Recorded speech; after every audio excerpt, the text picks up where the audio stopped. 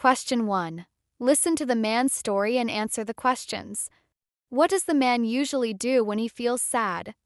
When I feel down or overwhelmed, I always try to find some peace of mind.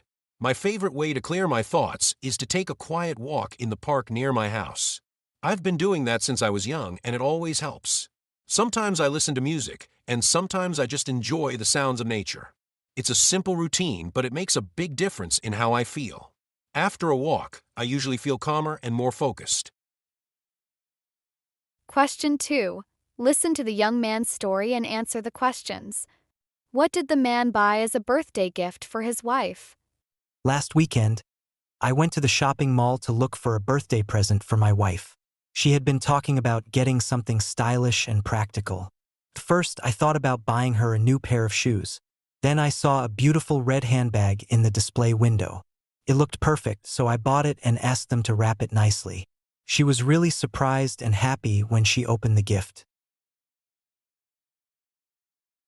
Question 3. Listen to the girl introduce herself and answer the questions.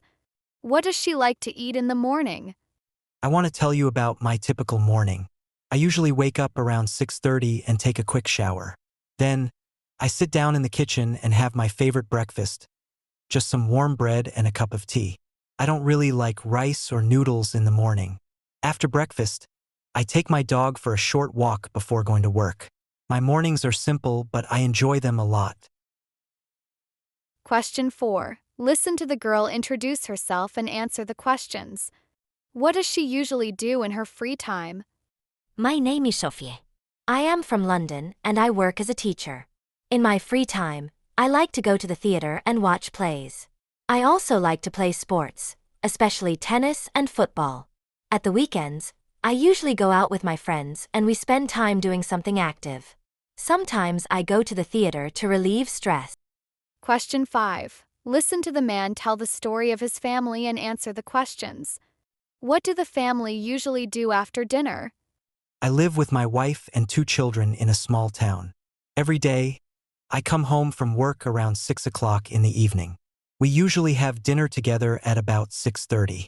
My wife cooks delicious meals, and we all enjoy sitting down and talking while we eat. After dinner, we usually move to the living room and watch TV together. It's a nice way to relax as a family before the kids go to bed. Question 6. Listen to the woman tell the story about her son and answer the questions. What time does her son usually wake up? Every morning, I wake up at 5 to prepare breakfast for my son. He usually wakes up at 5:30, so everything has to be ready before that. After eating, he gets ready for school, and I leave for work. Our mornings are always busy, but we try to enjoy them together. I'm proud of how responsible he is, even at a young age. Question 7. Listen to an environmental expert talk about air pollution and answer the questions. What causes environmental pollution? Hi everyone, I'd like to talk to you today about an issue that is affecting our environment. Recently, we've been seeing a huge increase in air pollution, especially in rural areas. Many people have been burning waste in the countryside, thinking it's the easiest way to get rid of it. Unfortunately, this burning creates a lot of smoke, which spreads into the atmosphere and harms the air quality. It's not just about the smoke. The chemicals released also make their way into our water and soil, causing long-term damage. Authorities are trying to educate people, but the problem persists. We really need to raise awareness and find more sustainable ways to deal with waste. If we don't act soon, the consequences will be even worse. Question 8. Listen to the man talk about his job and answer the questions. What is the man's job? I remember the first time I ever saw the bridge we were going to build. It was a quiet river in the countryside, but the project was huge. I spent almost a year working with the team, drawing designs and checking materials. Every morning, I would put on my helmet and walk the construction site. It wasn't easy, but seeing it completed was worth every effort. People use it every day now, and I feel proud every time I pass by. Question 9. Listen to the girl talk about her trip and answer the questions. Where did she travel? Last summer, I finally took the trip I'd been dreaming about for years. I flew across the ocean and spent 2 weeks exploring temples, tasting amazing sushi, and enjoying the cherry blossoms. The people were so polite, and I even learned a few words in the local language. I visited Tokyo, Kyoto, and Osaka. It was an unforgettable experience. Question 10. Listen to the girl talk about her weekend date and answer the questions. Who does she have an appointment with at 3 p.m. on Friday? I've got a really busy Friday. In the morning, I'll meet my manager to discuss the monthly report. After that, there's a quick lunch with my cousin who's visiting from out of town. Then at 3 p.m., I'm meeting up with my high school friends. We haven't seen each other in years. In the evening, I'll probably just stay home and relax.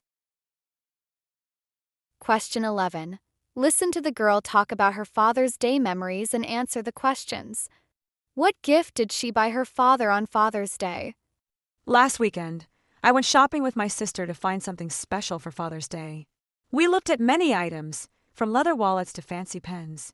At first, I thought a new watch would be perfect, but then I remembered how often Dad complains about his old phone. So in the end, I bought him a brand new smartphone. He was really surprised and happy when he unwrapped it. Question 12. Listen to the man talk about his family trip and answer the questions. How does this family travel? We usually go on holiday every summer. Last year, we took a train to the mountains, and the year before that, we went by plane to the coast. But this year, we wanted to have more freedom to stop wherever we liked. So we packed our bags, got into the car, and drove to the countryside. It was a long drive, but we really enjoyed the journey. The kids loved seeing the animals along the way, and we stopped at small towns to eat local food. Question 13. Listen to the museum announcement and answer the questions. Why is the museum closed on Saturday? Hi there. Thank you for calling the City Culture Information Line. We're happy to inform you that all our museums remain open every Saturday from 9 a.m. to 5 p.m. However, please note that the History Museum is currently closed for scheduled maintenance. We apologize for the inconvenience. Regular visits will resume next week. Question 14. 4 people are talking about daily food. Listen to the conversation between the 4 people and what is each person's opinion. I absolutely love Vietnamese food. There's something so comforting about the flavors and ingredients. Eating dit slai phở, bún bò Huế, and cơm tấm. Even now, I try to eat them at least a few times a week. They remind me of home and family meals. Nothing else satisfies me in the same way. I'm a big fan of slow-cooked meals. Stews and braised dishes are my go-to comfort foods. I especially like dishes that take time to prepare and develop deep flavors. For example, braised pork with eggs or beef stew is perfect after a long day. These meals make the house smell amazing. They just feel like real home cooking. My eating habits follow a pretty regular pattern. I usually start my morning with a hot bowl of noodles. It wakes me up and keeps me full until lunchtime. In the evening, I always eat with my family. We sit down together and share stories from our day. That time means a lot to me. It brings us closer as a family. I've been vegetarian for almost 5 years now. I made the change for health reasons, but I've really grown to love it. My diet includes lots of fresh vegetables, tofu, and beans. I enjoy experimenting with new plant-based recipes. It's a lifestyle that helps me feel light and energetic. Plus, it's better for the planet too. Question 15. Listen to the couple discuss about car and read the comments below to see who gave their opinion. Men, women, or both. Honestly, to me, cars are just a way to get from one place to another. I don't care much about the design or brand. Yeah, I feel the same. As long as it runs well and gets me where I need to go, I'm happy. Still, I think safety is crucial. A good car should have strong brakes, airbags, and other safety systems. True, but I've also noticed that electric cars today look much more modern and stylish than gasoline ones. They have a sleek design. That's fair. And honestly, they're more cost-effective in the long run. You save on fuel and maintenance. Exactly. There are so many benefits. I think electric cars are the future. Question 16. Listen to Tom talk about house cleaning and answer 2 questions. 16.1. How does the speaker feel when the house is not clean? 16.2. What time of day does the speaker usually clean the house? I don't know about others, but I get really uncomfortable when the house is messy. It makes me feel anxious and distracted, like I can't focus on anything. That's why I try to keep things tidy every day.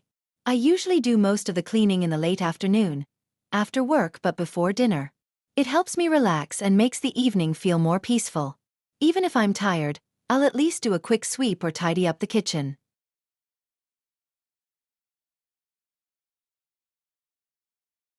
Question 17. Listen to a talk about a book about a life of scientist and answer 2 questions. Question 1. What did the speaker appreciate about the book? Question 2. How does the speaker compare this book to other books about scientists? I recently read a fascinating book about the life of a famous scientist. What I really loved about it was how the author made difficult scientific concepts so easy to understand. It uses simple language to describe complex ideas, which made the book enjoyable to read even for someone without a background in science. The way the author explained the scientist's discoveries and struggles felt really inspiring. It was written in a way that you could almost feel the passion the scientists had for their work, and it made the book very engaging. It reminded me of other great books about scientists that tell their stories in such a relatable and accessible way.